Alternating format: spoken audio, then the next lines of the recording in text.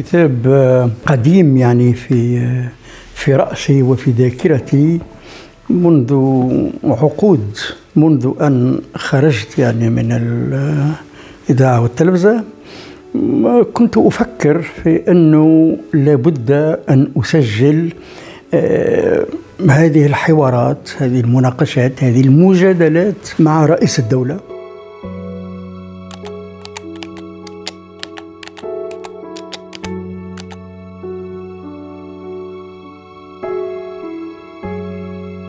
كان يشارك في تسيير الإذاعة والتلفزة يعني هو شخصيا، وأعتقد أنه ليس هناك رئيس آخر اهتم بهذا القطاع مثل اهتمام الزعيم بورقيبة بالإذاعة والتلفزة، اللي أراد أن يجعل المؤسسة مجتمعة يعني إذاعة والتلفزة كمبلغ لصوته ولأفكاره ولصورته التي كان في الماضي يقوم بها في جولاته في أنحاء البلاد طولا وعرضا. الحديث الأدبي، المسرحية، الأغنية، كلها في خدمة التنمية. ليس بمعنى أن كل هذه البرامج تتحدث عن التنمية، لا، حتى البرامج الترفيهية يعتبرها هو داخلة في التنمية. لا ينبغي أن تكون الإذاعة والتلفزة جدية في منتهى الجدية، بالعكس يجب أن تتخللها برامج ترفيهية ومسوغات ومفتحات لتلقي رسائل التي يريد هو أن تبث. كان يستمع الإذاعة 6 ساعات في اليوم ويعلق، مش يستمع وهو رايد أبدا. إذا عجبه برنامج يقول عجبني، إذا ما عجبوش يتدخل وينتقد وأحيانا يغضب وأحيانا مش يتدكتر. هو عنده منهج في فكره. إذا كان يشوف أن البرنامج هذا لا يتماشى مع ما يفكر فيه، ماذا يفكر هو يفكر أن تونس الحداثة. كل البرامج يجب أن تصب في باب الحداثة. احنا ماشيين نحو لا مودرنيتي، يقول لك احنا ماشيين إلى الأمام، ما تعمليش رجعة إلى الخلف. هذا هو بورقيبة يعني أنا أحيانا يقول لي كلام، هذا رئيسنا يعني وهو الزعيم وهو الرجل يعني محترم، ونقول له أنا نعم سيد الرئيس، أمرك، هذه تعليماتك أن أنفذها، لكن اسمح لي نقول لك حاجة، راهو مش كيف ما أنت تصورت القضية، راهي كذا وكذا وكذا. يتراجع، يقول لي وهكا طيب عنده هذا يعني، مش أنه إذا قال رأيه خلاص قرآن منزل، لا أبدا. كان ينفتح، كان يسمع، حتى كيف يكون غاضب والواحد يسمع وهو غاضب ما فيش فايدة باش يتجادل معاه، هو نفسه ما ينساش. ونرجع للموضوع، وانا نقول له سيد الرئيس راهو البارح قلت كذا وكذا، حبيت نعطيك معطيات تكميلية يقبلها. احنا كنا فاهمين الرهانات البورقيبية وكنا نمشيو معاها. لماذا؟ السبب أنا شفت الظلم التاريخي عندما تجي هيئة من بدعوى المحاسبة، أي محاسبة. احنا خرجنا من عهد بن علي، الهيئة هذه تجاوزت وحبت ترجع إلى بورقيبة. أنت وقت اللي تجي تحب تحاكم شخص توفي، هو الوفاة يسقط القضايا العدلية. طيب ما المقصود؟ ماذا المقصود؟ الإرث البورقيبي. المقصود أنه كل ما فعله هو سيء ويجب أن نجب ما قبله وتستقر للطبقة الحاكمة في ذلك الوقت، يستقر لها الوضع إلى آخره. لا بد من إعادة الاعتبار لهذا الرجل. اثنين، لاحظت شيء، أنا لاحظت إنه الشباب، الأجيال الصاعدة ما عادش تعرف بورقيبة تماما. بورقيبة الآن بصدد الموت المعنوي. وقلت لا لابد الآن من إحياء الرجل. باش يا رجل، الكتب اللي خرجت عن بورقيبة كثيرة، يعني المكتبة البورقيبية، سواء إنتاجه هو، مقالاته، كتبه، أو ما كتب عنه في أيامه، أو ما كتب عنه يعني ما كتب عنه المؤرخون في تونس وخارج تونس. فأنا قلت ما هو إسهامي أنا؟ ماذا أقول؟ أكتب وأعيد ولد في شهر كذا وفي سنة كذا ودخل الحزب كذا. قلت هذا مش مهمتي أنا، هذا موجود. ولماذا هذا التكرار؟ يلزمني أقدم شيئا لا يعرفه الناس. ما هو ما يعرفه الناس؟ الناس يعرفوا بورقيبة من خلال الإذاعة، من خلال التلفزة، يعرفوه. لكن أنا ما يعرفوش بورقيبة خلف الميكرو، خلف الكاميرا. بورقيبة في المطبخ، الناس تعرف بورقيبة في الصالون، في العرض. اي لكن بورقيبة مش كل يوم يعني أنا نقدموه.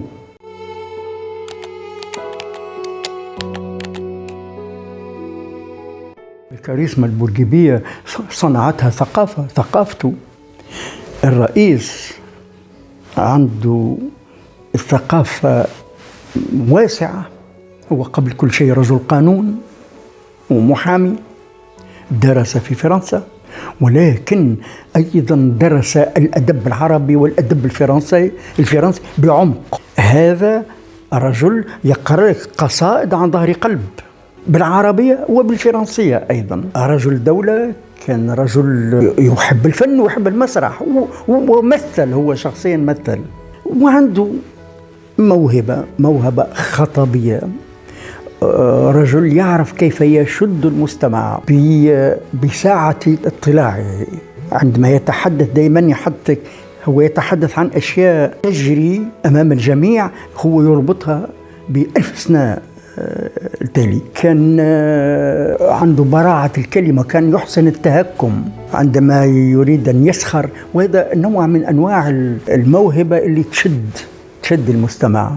هنا يعني الواحد يستطيع أن يتعمق في تحليل شخصية بورقيبة من خلال هذه الاختيارات. هو عندما يزوروه رجال سياسة فرنسيين، يزوروا رئيس، يزوروا وزير، يقرأ لهم القصائد باللغة الفرنسية وينبهروا انبهار كامل. هم مش حافظين، هو حافظ. كذلك بالنسبة عندما يجوه الزوار العرب، يحدثهم على المتنبي، يحدثهم على أبو العلاء، يحدثهم على أبو فراس، كل حد يخاطبه، وذو كل ممزوجين في ثقافته. مش معناها فما انفصام في الشخصية مرة هكا، لا أبدا، كله هذا متكامل بالنسبة إليه. إذن أنا نتحدث على الجغرافية الصغيرة والتاريخ الكبير. بورقيبة كان يحاول أن تسترجع تونس مكانتها المتوسطية، مكانتها في المتوسط، واستطاع.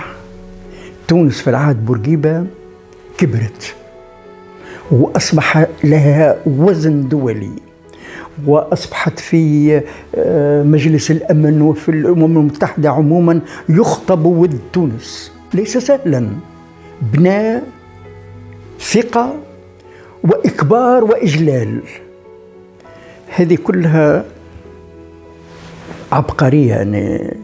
يعني نستطيع أن نقول أن الضعف المادي لتونس وصغر حجمها كان هو بظله كبر تونس وجعل منها يعني إحدى قوى المتوسط.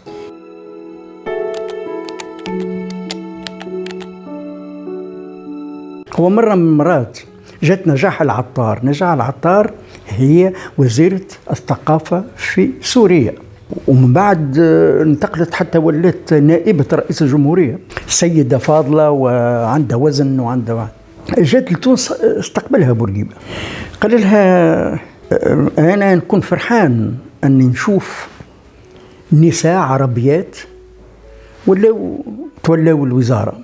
قال لها أنا نعرف عليك أنت امرأة حازمة، امرأة عندك برنامج وثقافة كذا، لكن تعرف حاجة؟ قال لها راجلك يستطيع يتزوج عليك واحدة أخرى، راجلك يستطيع أنت تبدأ في الدار يبعث لك الطلقة متاعك وأنت وزيرة. في تونس لا وفات الحكاية هذه، بحيث هو كان يتباهى بمجلة الأحوال الشخصية، يتباهى بها. قال لهم أنا حررت تونس، أنا بالاستقلال، الاستقلال جاء على يدي أنا، ولكن كان بالإمكان أن يجي عند يجيبوا واحدة آخر. يقول لأنه في منطق التاريخ البلاد هذه ستتحرر لا محالة. يقول إذن الاستقلال كثير من الزعماء أوصلوا بلدانهم وأوطانهم إلى الاستقلال. يقول أما أنا الشيء اللي عملته أنا واللي حتى دولة عربية أو إسلامية لم تتجرأ عليه، هو أنا حررت المرأة ومنعت الضيم ومنعت القهر وأنا حررت العقول التونسية بوجه عام من الخرافة، من الأساطير الفارغة، ودخلت العقلانية للعقول. عبقريته خلينا نقول يعني بصراحة بورقيبة علماني. هو بالنسبة لي الدين في الدار، في بيتك، في الشارع لا، في المؤسسة لا. ولكن عندما أراد أن يغير من القوانين وخاصة مجلة الأحوال الشخصية، أدرك أنه أمام حالتين. هو بالنسبة لي إما أن نجي نقول التعاليم الدينية فيما يتعلق بالحالة المدنية ذلك انتهى عهدها، الآن ها القانون الوضعي ايش يقول، هذا خيار. وهذا ما فعله كمال أتاتورك، أنه دي حكاية الدين هدرة فارغة يلزمك، وفرضه بالقوة وبالقمع الرهيب. يعني من يتحرك مشى راسه مشى. بورقيبة يقول لك الطريقة هذه ما تعطيش ديمومة للإصلاح. ايش حبه؟ أحب أنه كل ما يقوم به في هذا المجال يجب أن ينشأ عن اجتهاد في تأويل النص. تأويل النص هذه حكاية التعدد، رخصة تعطات بيد وتنحات باليد الأخرى، هو اتكأ على هذا. وبعد جات قضايا أخرى، جاء الإرث. احنا توا في حاليا أن الجدال في الإرث هو للذكر مثل حظ الأنثيين. بورقيبة أدخل إصلاحات كبيرة جدا على الإرث. مثال أنه في الإسلام السني كل إنسان يتوفى ومخلف كل البنات ما يرثوا إلا جزء قليل من الجيل. العمومة يدخلوا ويفكوا الدار وهي وقتاش تخرجوا، بحيث البنات معناها مساكن يفقدوا بهم وبعد يفقدوا دارهم ويفقدوا رزقهم. جابوا الجيب قال أبدا هذا لن يقع، من خلف البنات فقط يرثوه بنته ويدخل فيهم حتى حد. لكن ما هو النص؟ انت جايب فين النص؟ اخذ نص شيعي جعفر الصادق اللي هو اللي يقول لا، يقول مبدأ الإرث هو مبدأ إلهي، فلا يعقل باش نخليه الأمور تجري هكذا. قضية الإرث بورقيبة أدخل فيها إصلاحات كبيرة، بقات وللذكر مثل حظ الأنثيين فقط. هذه بقات. يقول لهم أنا تبقات لي حاجة واحدة وللذكر مثل حظ الأنثيين، إلى الآن ما لقيتش مبرر لتغيير قضية هذا النوع من الإرث، لكن ما دمت أنا موجود سأبحث وأبحث. وبقي كل مرة يستقبل مفتي الجمهورية أش عملت لي في وللذكر مثل حظ الأنثيين.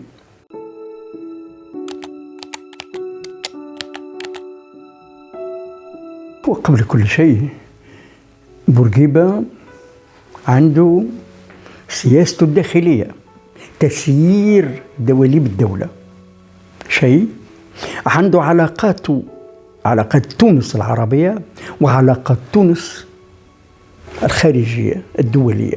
هذه هي السياسة الداخلية، السياسة العربية مع العرب، والسياسة الدولية. ما هذه النقاط الأساسية الثلاثة. بالنسبة إلى الداخل بورقيبة كان يعتبر أنه أبو التونسيين جميعا. هو يعتبر أن أي معارضة تواجهه هو نوع من العقوق، لأنه يتعامل مع أبناء، نوع من العقوق. اليسار يعتبرهم أبناء الضالين، يلزم يأدبهم شوية وبعد يخرجهم. الآخرين اليمين المتطرف الإسلاموي يعني خلينا نقوله، بالنسبة لي هؤلاء لا صلاح فيهم ولا يرجى منهم شيء. هذوك يلزم ردحهم بكامل القوة. إذن هذه نظرته. وكان حساسية كبيرة للمعارضة النسائية. كيفاش أنتم كنتوا في حالة رقيق تعارضوني وأنا اللي أعطيتكم وأنا أعطيت حريتكم ثم يقول القائل إيه نعم أعطيتني حرية أنا وأنتي بابا. طيب يا سيدي، هي لكن حريات الفردية كلها نحيتها لي، حرية التعبير، نحب نعبر، نحب نصيح، نحب نقول. هو في هالقضية هذه قال حاجة مهمة للغاية لما قالوا له تعمم في التعليم. ما هو هذو باش يخرجوا لك رؤوس وباش يخرجوا يناقشوك. يقول ما يسالش، نحب نتعامل أنا مع شعب متعلم لا مع شعب جاهل. هو يقول إنه صحيح اللي يعترفه، يقول لنا الديمقراطية هي أنا ولا أحد سواي. تقول لي ديمقراطية، نقول لك أنا الديمقراطية، اسمع كلامي. هو بالنسبة لي يقول لك أنا حررت البلاد، حررت المرأة وحررت العقول باش تنحي لها الخرافة. إيش طالب مني أكثر أنت؟ أنا عملتك الحريات هذه، طالب مني تحب بنتي معناها تخرج لي ظهرت لك أنت باش تخرج للشارع وتصيح وتسب ولا حامل لافتة ولا كذا. تاني الحريات الأساسية جبتها لك أنا، وخاصة حررت لك فكرك باش أنت تستطيع أن تفكر. الباقي يا منعش. وهذا هو كانت نظري. هذا بالنسبة للداخل. مر بخضات كبيرة. احنا نعتقد أنه لولا الخضات التي ظهرت بعيد الاستقلال لكان بورقيبة رجلا ما نقولش ديمقراطيا، إنما رجل متفهم، رجل متفتح. انغلق بعد مؤامرة 62، انغلق تماما واختار الكبس. اختار ماذا وقع؟ خلينا نقول ماناش باش نحكيه ماذا جرى، فقط حاجة واحدة. وقت اللي المتآمرين عن شق مدني وشق عسكري، الشق العسكري استقطب ضابط اليوران متاعه، حارسه الشخصي اللي عنده كلمة السر، يدخل القصر متى أراد، يدخل غرف القصر، زوايا القصر يدخل لها هو الوحيد. هناك موظفين غديك في القصر ما يتحركوش من المنطقة متاعهم، هذا يدخل في كل مكان. يقولوا المتآمرين يقولوا كيف الدخول لبورقيبة؟ قال لهم أنا ندخلكم غرفة نوم. هذه خلقته تماما. فكان الأحكام كانت في منتهى القسوة، وأنه ما فيش فايدة باش الإنسان يتساهل ويتراخى، لابد من الشدة، وهكذا اختار الشدة. وهذه الشدة دامت على الأقل 10 سنوات، أي الستينات. إضافة إلى ذلك مشاكله مع المرحوم صالح بن يوسف، اللي هو كان صراع على الزعامة، لأن وقت اللي صالح بن يوسف يقول أنا الاستقلال الداخلي هو خطوة إلى الوراء، طيب إذا الاستقلال التام ما هو تجي المصالحة معه، لا، يصبح ذاك أنا الأولى بالرئاسة مش أنت. هذه صراعات أيضا تأثر حتى في شخصية الحاكم، شخصية الرئيس، يولي كل هذه الاعتبارات تدخل في رسم سياسته الداخلية. السياسة الخارجية كان في عهده كان القومية العربية الناصرية بالخصوص، وشوية البعثية. عبد الناصر أيضا زعيم عنده كاريزما. نستطيع أن أقول إنه العملة متاع الكاريزم بورقيبة، وفي الوجه الآخر عبد الناصر. لكن عبد الناصر حاجتين أزعجوا بورقيبة. الحاجة الأولى أنه ساعد صالح بن يوسف. الحاجة الثانية كان يلح في طلب الوحدة. بورقيبة يقول لك مش وقته، خلينا الساعة، خلينا نأسس ونكون هالدولة هذه قبل كل شيء، ومن بعد نفكروا في الوحدة. خلينا نبدأ بالوحدة الاقتصادية، خلينا نبدأ بالتعاون، مش نبدأ بالوحدة السياسية يعني دفعة واحدة. فوقع خلاف بين الرجلين، اشتدوا وشتمونا وشتمناهم وهكذا. ولكن يوم مات عبد الناصر، بورقيبة خصص له شارع الصادقية، نحى كلمة صادقية وردها شارع جمال عبد الناصر، لأن بورقيبة كان يعرف أقدار الناس، حتى خصومه يعرف أقدارهم وقيمتهم. بعد شنو المشاكل؟ مشاكلنا مع ليبيا. القذافي رحمه الله يعني كان شخص يعني صعب التعامل معه، وجاتنا خضات كبيرة معه، ثم جاتنا قفصة 80، ثم جاتنا في صائفة 85. كان علاقاتنا مع ليبيا علاقات مهتزة للغاية. ولكن القذافي كانت له يعني ولاءات حتى خارج حدود ليبيا، كانوا يحبوه هو يضرب تونس وتشجع في هذا. العلاقات الدولية بالنسبة ليه إنه إحنا خيار الصداقة التونسية الأمريكية، وخيار استراتيجي مهم جدا لإبقاء تونس دولة مستقلة ذات سيادة. كان يعتقد وكانت مثلا الناصرية والبعثية فيما بعد يتهموه بالعمالة للولايات المتحدة، وهو يقول لك لا، أنا الولايات المتحدة نعرفها جيدا، ونعرف اللي هي دولة ليست دولة حريات لكن أنا نحسن في علاقاتي لفائدة تونس. احنا محتاجين للمساعدة، محتاجين للسلاح، محتاجين للدعم السياسي ضد جيراننا اللي يحبوا يبتلعونا. هذه كانت السياسة البورقيبية. أما هو كان فاهم جيدا أنه لا يستطيع أن يعول 100% على الأمريكان، ليس لأمريكا صديق، ويبقى آخر الأمر ماذا يبقى؟ كل شيء انتهى، فترة وانتهت، يبقى الفكر.